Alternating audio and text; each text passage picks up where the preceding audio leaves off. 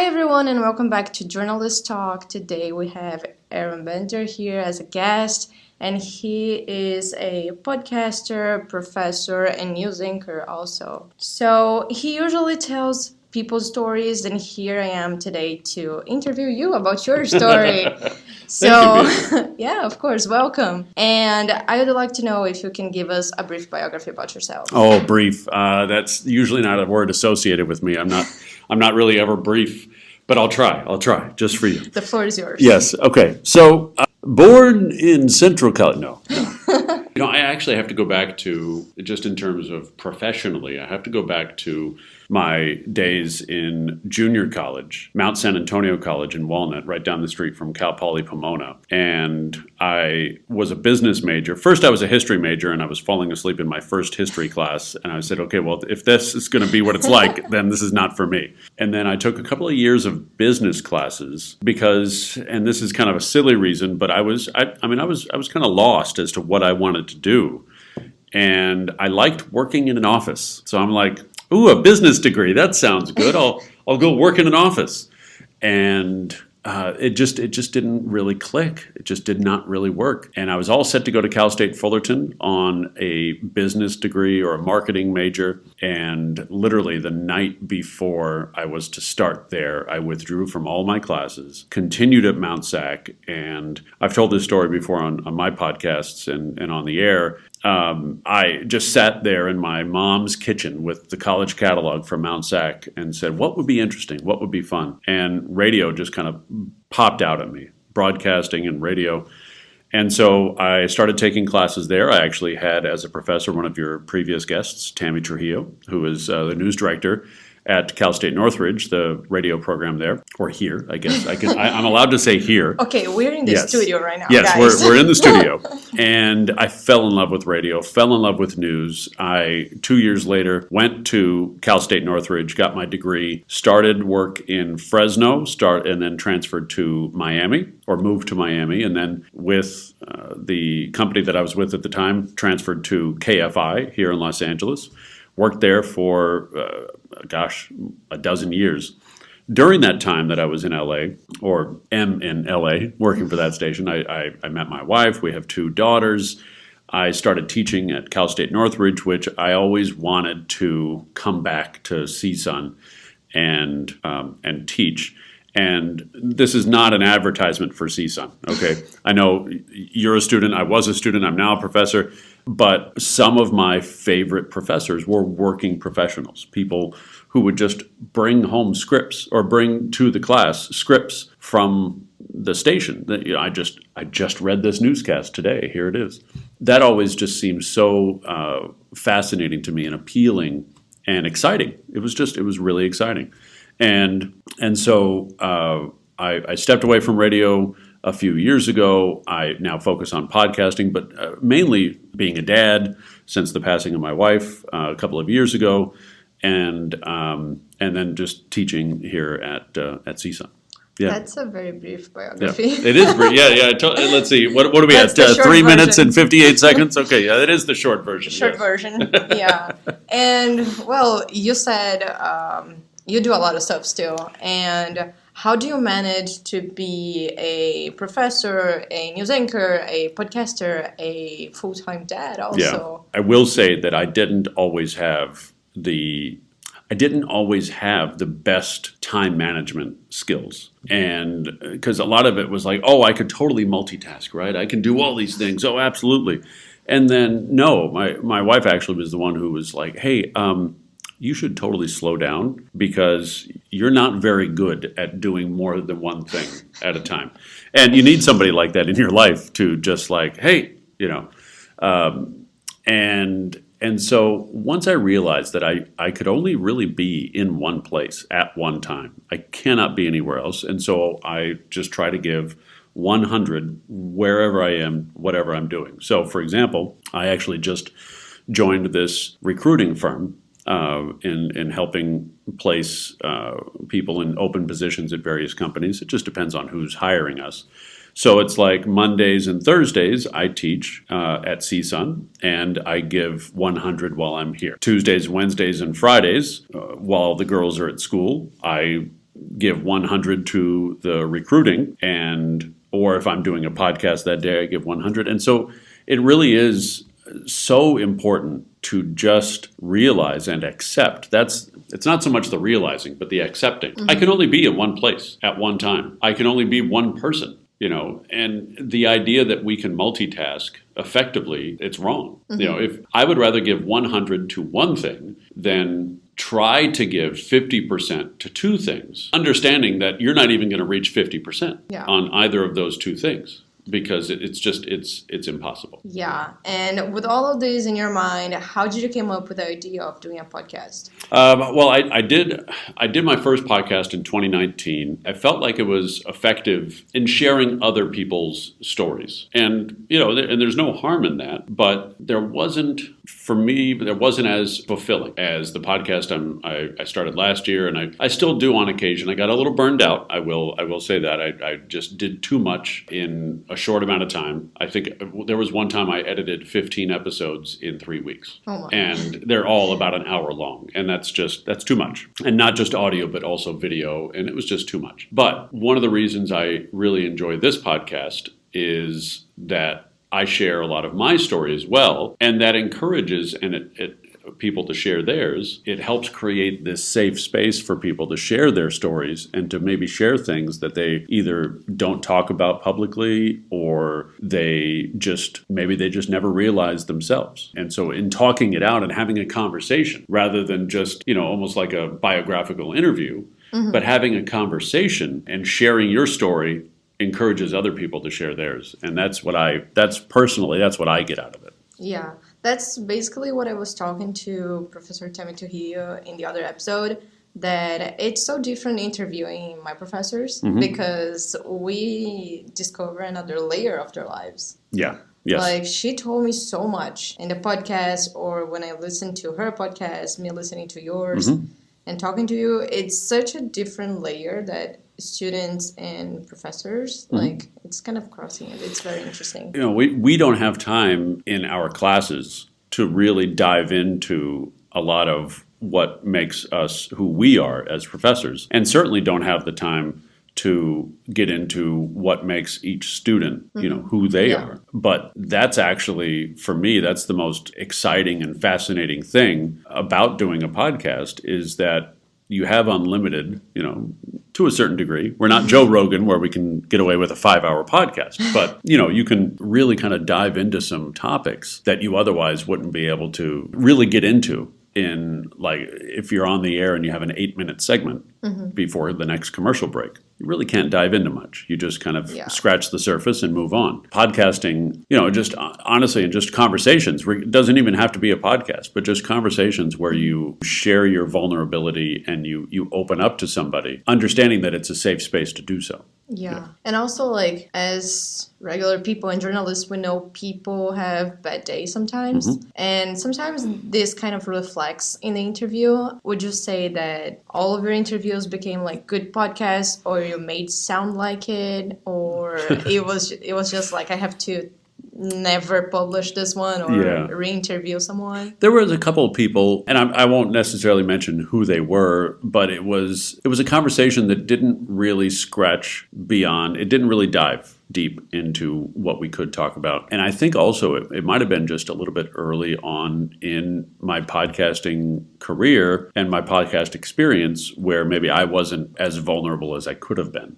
And so then they didn't really share much either. And so I don't blame them.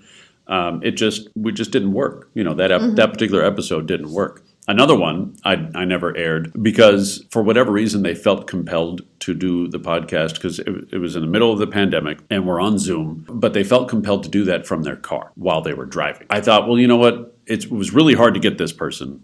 Let me just power through. Let me just try it. And the connection was terrible, so the conversation never had a flow to it. Finally, the Zoom connection dropped off and we tried to do FaceTime.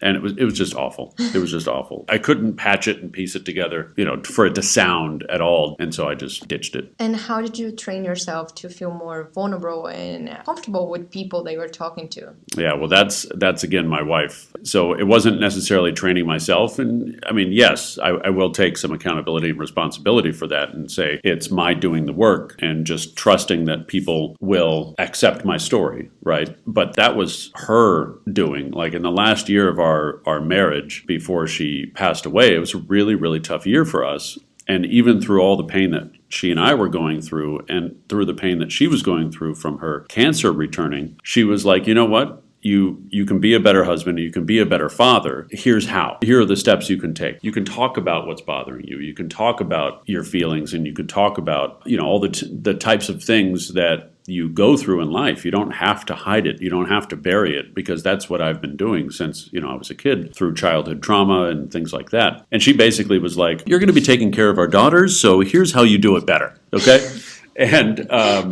And so I kind of took that to heart. And that's actually why I did so many podcast interviews and conversations last year, was because I needed to talk. I needed to talk to somebody or to some people about, what I was experiencing, because I felt like if I can talk about it and people can hear it, then maybe it might help somebody. There's a cliche of like, if I can only help one person, it will be worth it. But there is something to that, because I've done, like my most recent episode was with a man who also lost his wife, but he lost his wife in a crash involving an alleged drunk driver. She was pregnant at the time. The wife did not survive, but the baby did. And so in talking with this man about his experience, I can share with him what I've learned, and I can learn something from him as well, because as a family, we had months to prepare for my wife's passing. It was still sudden and surprising, when and how it happened. But with something like cancer or a long-term illness or a terminal illness, you have the gift of preparation. Mm-hmm. Even if you don't want to admit it, you're at least subconsciously preparing yourself for when it happens. James Alvarez, my guest, all they were preparing for was to start their family, because they were 3 or 4 weeks away from the birth of their daughter. In a matter of seconds, and then hours later, when doctors told him and their family that she didn't survive, but the baby did, that's all the preparation they had. When you get to have conversations like that and you get to open up, it's really kind of interesting, because you start to learn to embrace the discomfort that comes with sharing something painful. Then you realize how much of a gift that pain is, because then you can share it with somebody and you can let them know that their pain is not exclusive to them. They are not the only ones suffering. Even if you don't talk to that person specifically or directly, then somebody listening might hear, might something, identify. might identify, and maybe it's we rightfully have associated the word trigger with something negative, but it can be positive too. It can trigger something in them that say, wow, you know what, I'm not alone. And it's okay to not be okay. That's true. And very, very beautiful, what you Thank said. you. Yeah. And how do you choose your guests?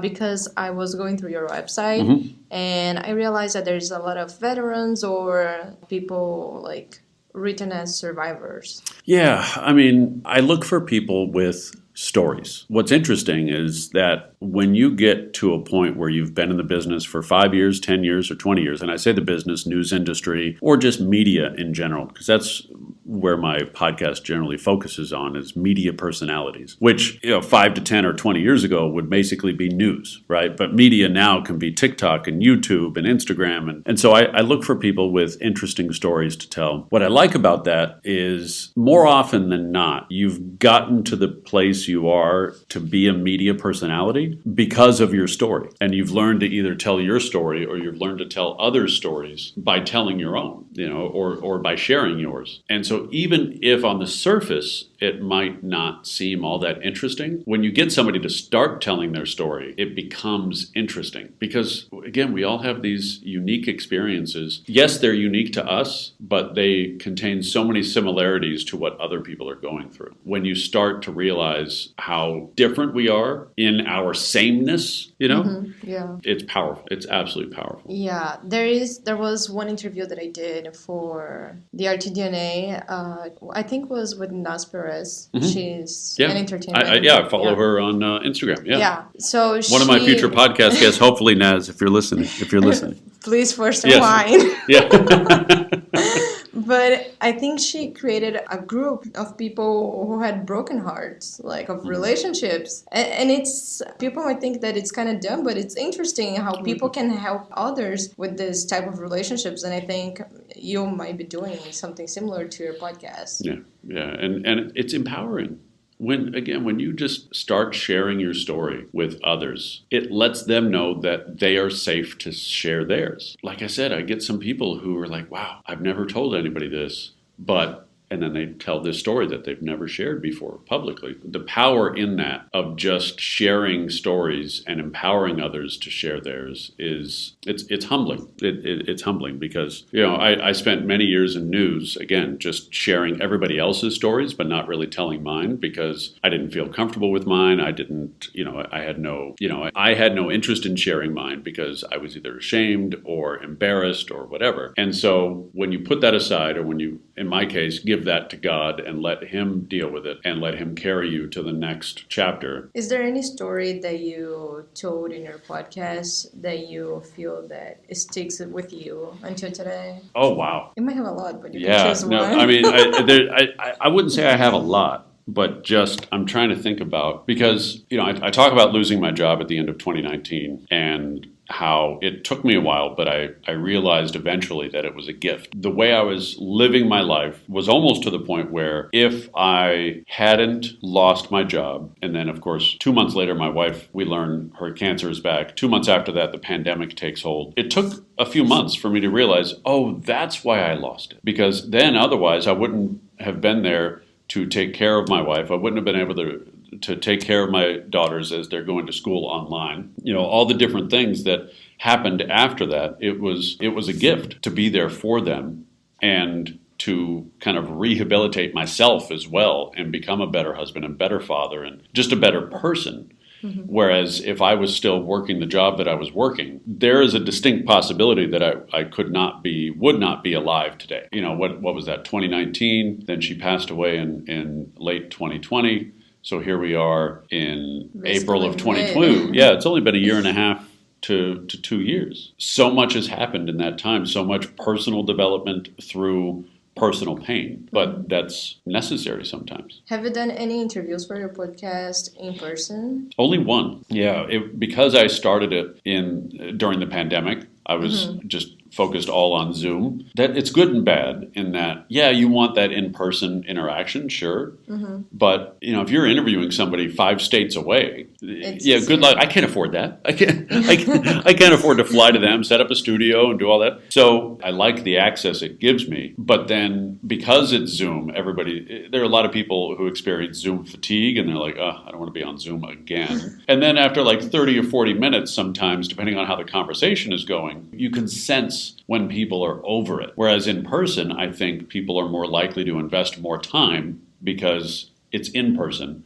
and they feel more of an obligation, if you will, to spend more time and invest more time. Mm-hmm. The only one I did in person was with a designer and artist, Dejane Michelle, who, that was maybe 4 or 5 months after I started the podcast, but it was also after she had an accident in which all of her top front teeth were knocked out in a fall that also shattered a bunch of bones in her face. Oh my. Yeah. What she spoke of, her journey since then, because she was still without teeth. She's still to this day, a year later, without her top front teeth because there was so much damage. The strength and the courage and the faith that she has displayed through that, it's amazing. It's inspiring to the point where she talks about in the podcast how she asked God, she's like, don't let any of my family get COVID, right? Don't come for my family. If you want to strike somebody, strike me down. And then she takes this fall. She's praying on it afterward, like, why did you do this? Why did you do this? And God is like, you asked me for this, right? That's crazy. Yeah. And so she wanted to do it in person, the podcast in person, because she's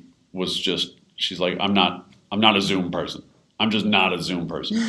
So we set up in like one of those common meeting rooms at an apartment building right? Yeah. And just set up in there. And it was interesting because, again, it was the first in-person podcast I had done in a long time, and my first one outside of a studio. So it was really kind of interesting, but it was fun. Would you say that you felt more vulnerable and emotionally connected to share your story and to get like the feelings that she was passing through? Yeah, not just her, but I feel like I can text or message almost everybody who's been on the podcast at some point or another just to kind of see how they're doing and check in and have it not be like, oh, what's this guy doing texting me or whatever, you know. I feel like every podcast I've done, because I come at it from a place of genuine interest and vulnerability, they feel that. So after the podcast is done, and I haven't kept count, but I think I've cried in most of them. You know, like over 50% of the podcast episodes, I feel like I've shed at least some sort of tear. And so that connects with people. It connects us with each other, and it connects us with listeners and viewers. That connection just keeps going. You know, where I was just texting with Dejanay today because she's going through some stuff right now, and I don't feel like I'm betraying her confidence when I tell her what I was texting, when I tell you what I was texting her, is that like, you are right where you are supposed to be. You are right where, you know, who you are supposed to be. Don't apologize for anything that you didn't do wrong. You know, like she, on her Instagram story today, she was apologizing to her customers for basically focusing on self-care instead of the products and the new designs and things like that, because she felt herself breaking. You know, I think we've all been there. We feel ourselves breaking, and society's encouragement is to just power through that. And I was guilty of that too, personally and also professionally. Hearing that voice, you're going to break, you're going to break, you're going to break. Oh no, but I'll power through, I'll power through, I'll power through. I can do this, I can do this. Team no sleep, right? That was the thing. Team no sleep. I'll sleep when I'm dead.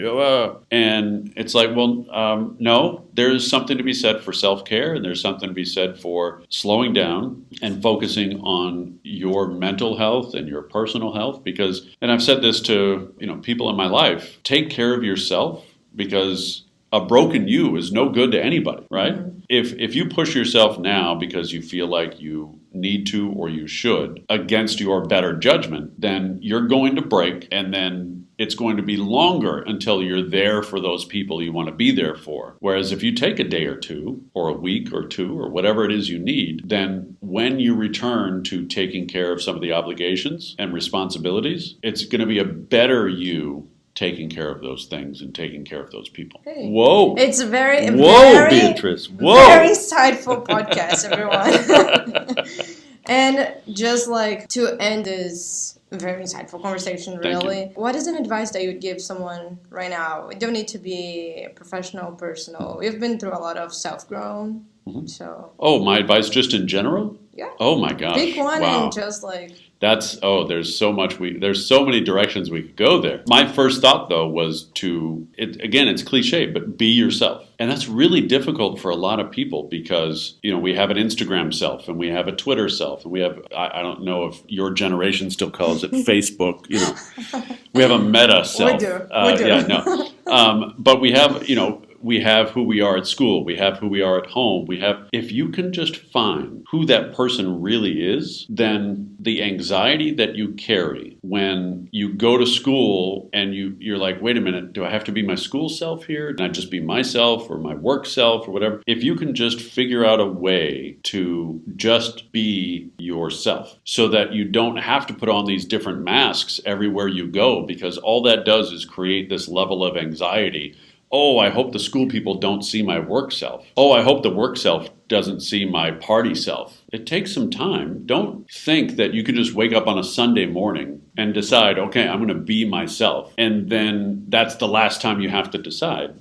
It's a constant process. And it's not even just like you got to wake up every day. No, there are times throughout every day when you're going to be like, you know what, it's okay to be me. And then you go on to, you know, the evening. Okay. It's okay to just be me. I'm just going to be me. And that leads me to my next piece of advice, which is learn to practice forgiveness. Yes, for others who you feel like maybe have wronged you or wronged people you care about. And that's all well and good, yes. But until you can forgive yourself for making mistakes as a person during your growing process, forgiving yourself is one of the most powerful things that you can do. And this is something I tell my students on a regular basis. They want to come in here to the studio and be the best anchor possible. What I tell them is, yes, I want you to be the best you can be today, understanding that you're going to be better next week if you keep working at it, and in 2 months and in 2 years. Understanding that even if you don't feel like you were your best, forgive yourself for not being your best, or forgive yourself for making mistakes. Because if you get hung up on, wow, I just kept making mistakes, oh my gosh, then you're never going to learn, because you're beating yourself up for something natural and normal. You made mistakes. You're learning. That's why you're here. That's why you're here, is to learn. And that's why we're here on this earth, really, is to learn about ourselves, to learn about others, and to accept that others are learning and are growing just like we are, and just like we hope that they accept us for being that way. Told you, everyone. Very insightful words. Well, I just wanted to thank you, Professor Bender, Thank you, Beatrice. This for was being great. here. And everyone, I see you guys in the next episode.